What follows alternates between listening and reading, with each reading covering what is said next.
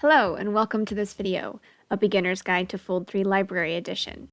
Today, we are going to take a look at the database and how to use it effectively for genealogical and historical research. First, what is Fold3? It's a database that specializes in military records. As you can see on the right is a document found on Fold3, pulled from an 1858 Navy court-martial record for James Wallace. Fold3 also includes various non-military records, such as Native American records, U.S. Census records, city directories, and more. Altogether, this amounts to over 585 million records.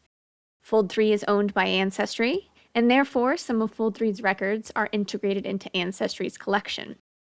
Cass County Public Library patrons have free access to Fold3 Library Edition from any library branch computer and from home with a library card. When using the Library Edition, there are a few features that patrons won't be able to use, and I will point those out as we go. Our objectives to cover today include how to search using a variety of keywords and sort our search results, how to use the image viewer to download and print copies of images and records found on Fold3, and how to browse the database's record collections with filters. Before we begin, let's look at how to access Fold3 using the library subscription. In order to do so, patrons must go through the library website and use the link provided there. We start from the Cass County Public Library website. If you are using a library computer to access Fold3, then the library website should be the home page while using any internet browser. If you are accessing from home or anywhere else, start by typing in the web address www.cascolibrary.org into the address bar. From the main page of the library website, click on Genealogy in the black navigation bar across the top of the page. This will take you to the genealogy section of our website. Here, you will click on the Databases tile. On the Databases page, scroll down to find Fold3 in our list of library databases. Click on the blue Fold3 link to be directed to the database's homepage. Across the top of the homepage, you'll see the red navigation bar that provides direct links to the main sections of the database. Here you see not just search and browse, but links to their Civil War research page, CW Stories, recently renamed as War Stories, as well as a list of links to their various veteran memorial resources. Down below, you'll find quick links to conflict-specific pages organized geographically. Clicking on a geographic area tab, such as Canada or the United Kingdom, will reveal links to that location's conflict-specific search pages. Before we get into it, let's cover when to search and when to browse. When searching, users can search using names, keywords, dates, places, publication names, conflicts/wars, and more. Searching is the best way to find individual records. When browsing, users can manually browse all the collections, called publications, that are available in a desired research area. Browsing is the best way to see what record collections are available to search in the database. Users can search with one or a combination of the keywords I just mentioned. Fold3's search function also enables users to apply powerful filters and sort options to their search results. Keep in mind, the more keywords and filters used simultaneously, the more specific the search. And the more specific the search, the fewer results. This may or may not be beneficial depending on your goal. The best approach is to start with a basic search, perhaps a name and a location, and then work on filtering down your search results from there. For example, suppose I want to search for a draft card from World War II. I begin by clicking Search in the navigation bar to go to the search page. As I type in the name, you'll notice that the search bar drops down to reveal some options. Here, you see that you can tag this keyword with a keyword type to help focus the search. I select name to add it to the keywords I entered into the search bar. This provides over 21,000 results. Let's pause our search for a moment to look at the search results page. The filter panel on the left side of the page includes a variety of categories with relevant filters based on what records are present in the search results. Notice how to the right of each filter it notes how many record results are included there. 20 results are shown at a time. To navigate forward and backward through these results, select the arrow buttons in the top right corner or at the bottom of the page.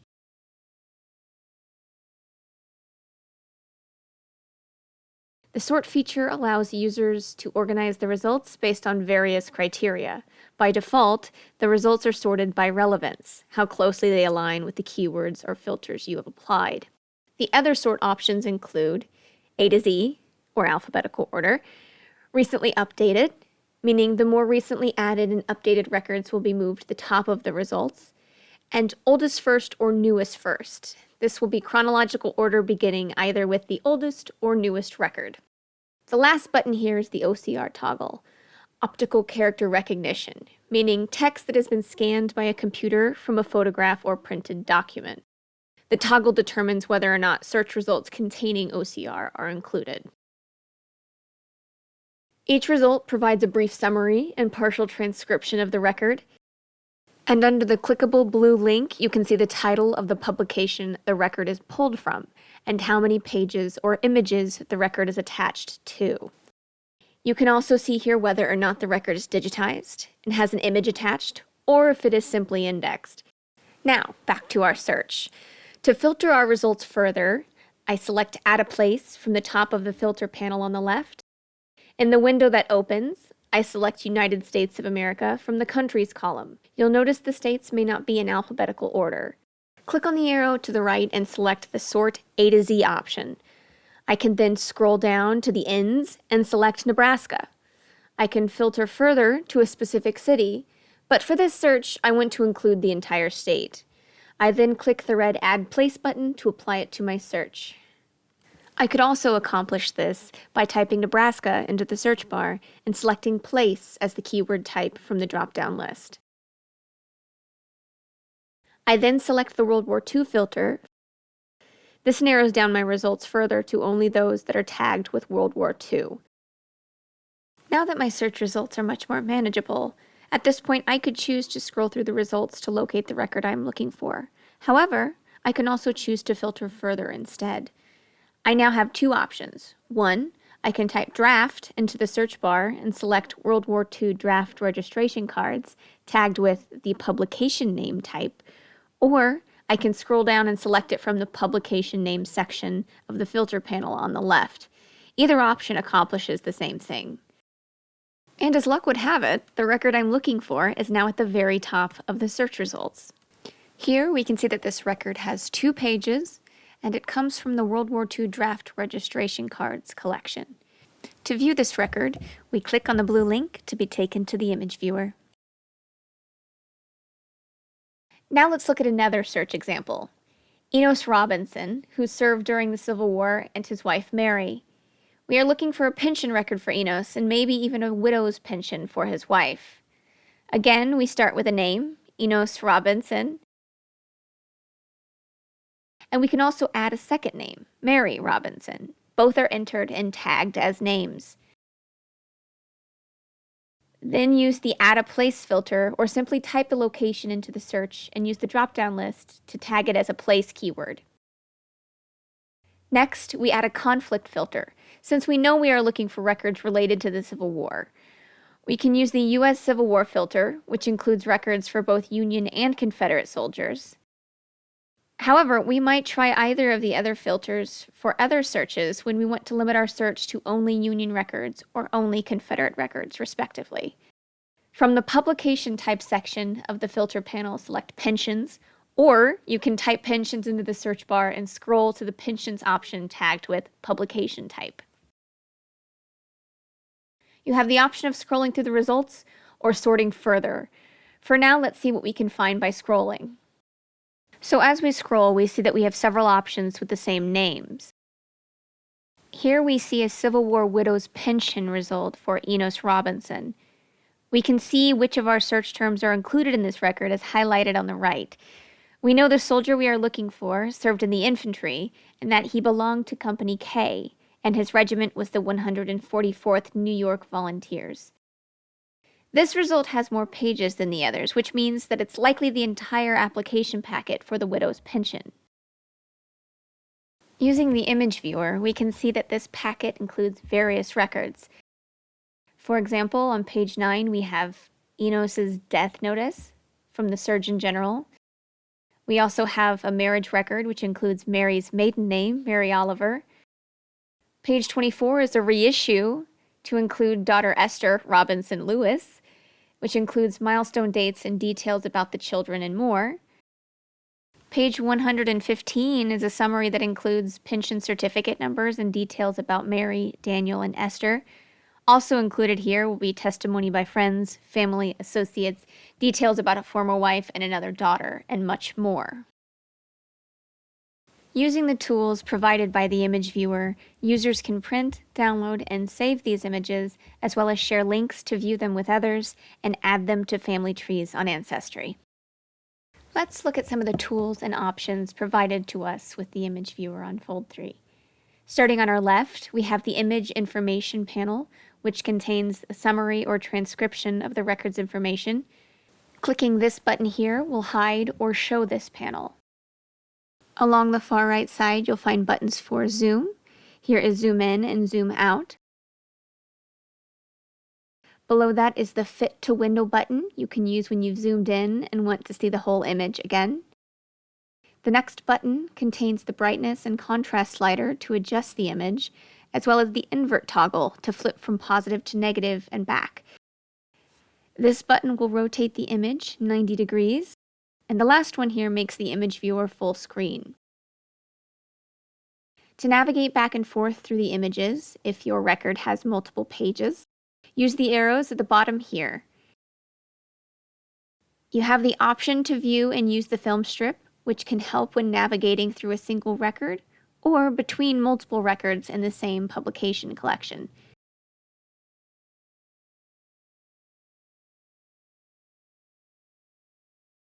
Here along the top right are two options limited to Fold3 account holders, the Add Bookmark and Add Annotation buttons. These cannot be used by Fold3 Library Edition users. Next is the Tools button, which opens a drop-down list of options. At the top is a tool called Find an Image. Here you can do a keyword search of the image or document for records with OCR technology. The next option is Download, where you can download and save the images to your computer or an external storage device like a flash drive. Below that is the Print button.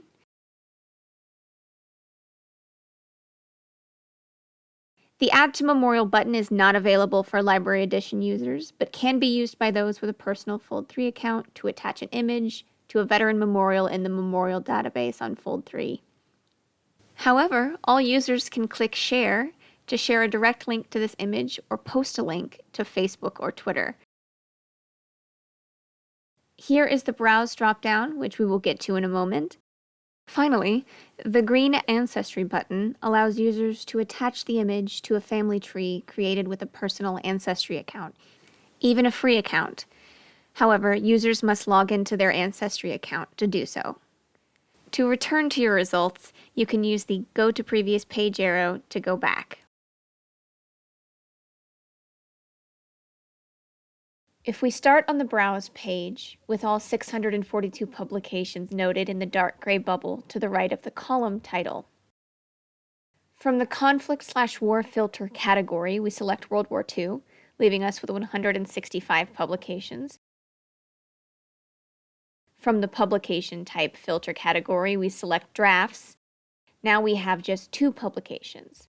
Selecting a publication from the list, World War II Draft Registration Cards, opens up a new column to the right of subcategories to help further narrow our browse. From this new States column, we can scroll down and select Nebraska. This opens a column titled Surname Starts With, meaning the letter the surname starts with. We select C.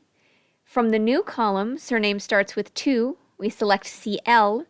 This provides a column of names where the surnames all begin with the letters CL. A total of 1,892 names. If we continue browsing, we can then scroll down to click on Clark, Thomas William to view the digitized images attached to that record.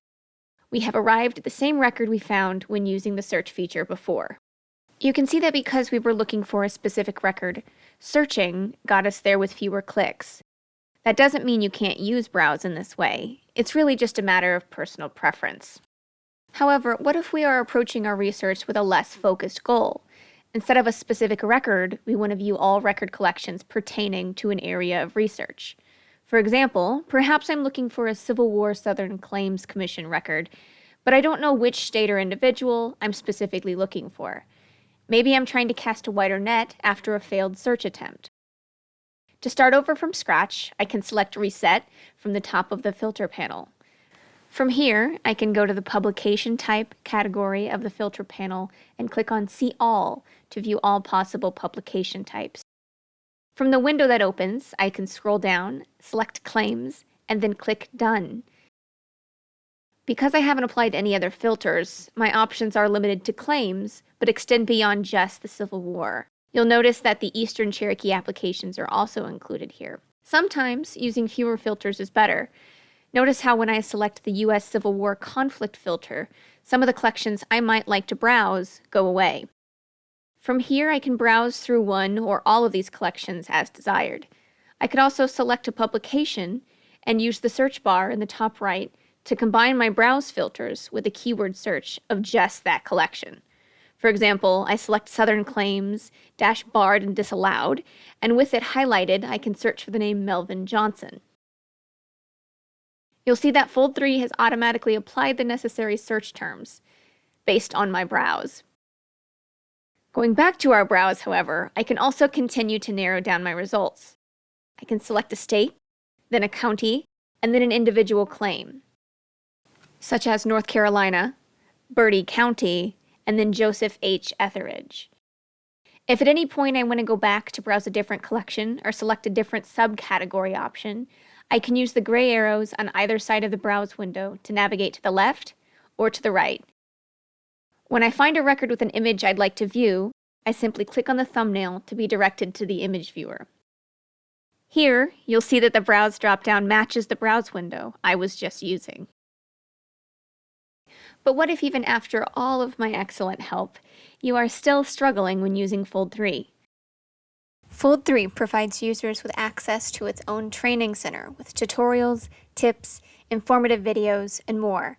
These resources can be reached by clicking on Help in the navigation bar. Even if you think you've got the hang of everything, I still recommend that you explore what they've got to offer here.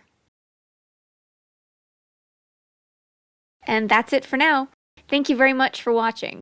For more information like this on Fold3 and other genealogy databases, or if you're just looking for help with your genealogy research in general, you can view our resources online at www.cascolibrary.org/genealogy, or you can contact us directly by phone at 816-884-6285. You can also send your research inquiries by email to us at askgenealogy@cascolibrary.org.